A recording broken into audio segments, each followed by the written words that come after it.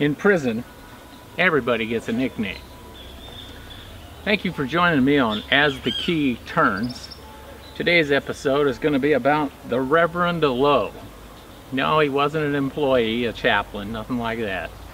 That was the nickname of one of the prisoners. Before we get started though, I'd like to ask you to please consider giving me at least $1 a month on patreon.com. You can do it by going to patreon.com/asthekeyturns.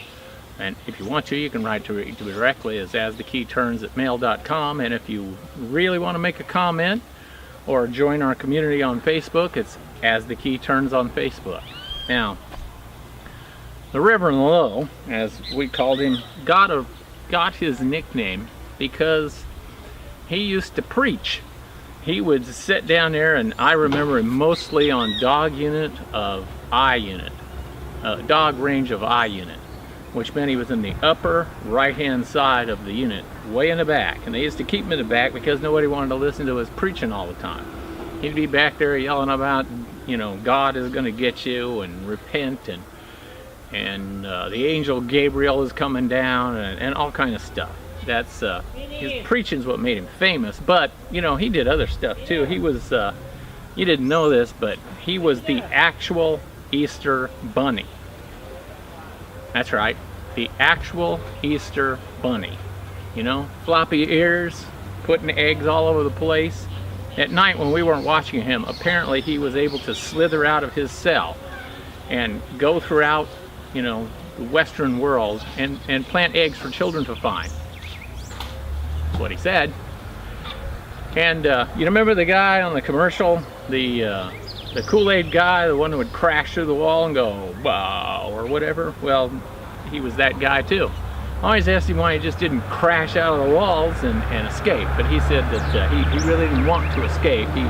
He was just going to stay right there because he had to explain to us sinners what was the matter and what was wrong. So yeah, he also had, and this is the part that made him famous for me, he had a Harley Davidson flathead soft tail, whatever the hell all they call all them things, motorcycle. Now, you couldn't see it and I couldn't see it, but the Reverend Lowe saw it, and he would ride it all the time. Well, he'd be in there, with his hands on the handlebar, and he'd be riding away when you'd go past his cell. Now, I think the reason that he did this was he acted crazy to keep from going insane. He seemed to be the kind of guy that was sociable, and the isolation of the special housing unit, which is a single cell, hardly ever come out. When you do come out, you go to a single rec cage. You're almost never in the same room unfettered with another human being. We call that no human contact, but it doesn't mean that you don't see other people. And he could talk to the other people on the range, like if he spoke, they could hear him and answer him, and vice versa. But he couldn't actually see them like you're seeing me now. He couldn't do that. He could only be in a cage like this, and then he can't look that way and into another cage, cell, to see another inmate. And his bars were about this far apart, and they were about 1 inch in diameter, and those bars were made up of many little bars inside of a metal jacket. And they were tool resistant steel, so if you tried to cut through them, they spun, and if you were able to hold them steady, it would wear out your tool because it was made from the same hardness of steel. So it was very difficult to cut through, and it was very difficult to see through and down. They couldn't even see what was on the range, and if they stuck out a little mirror, something shiny, I would take it. So they really didn't have an opportunity to see many human beings except me when I came to feed them in their cell 3 times a day.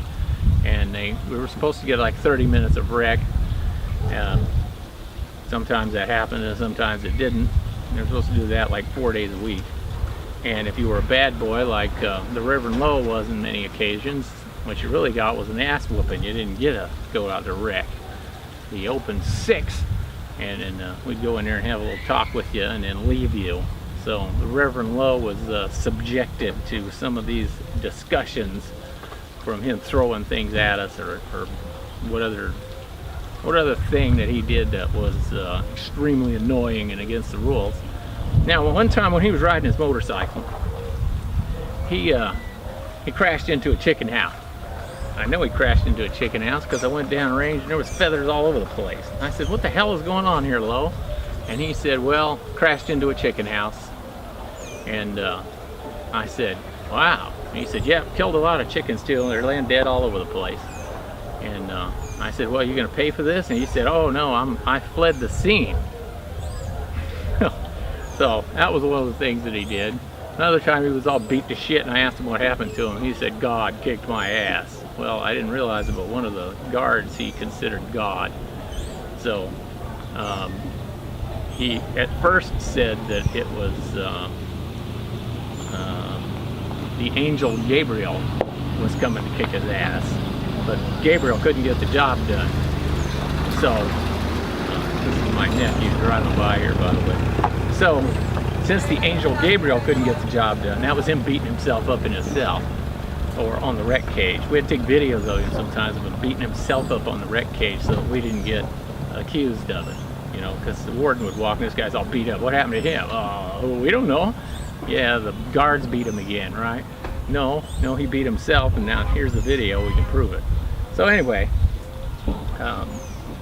getting his own ass kicked by the angel Gabriel, like he hit himself. You'd see him go wham, you know, stuff like that, ram himself into the wall, all those kinds of things. He said, "Well, I didn't get the job done, so this officer went down there, you know, Officer God, and kicked his ass." Did a pretty good job too.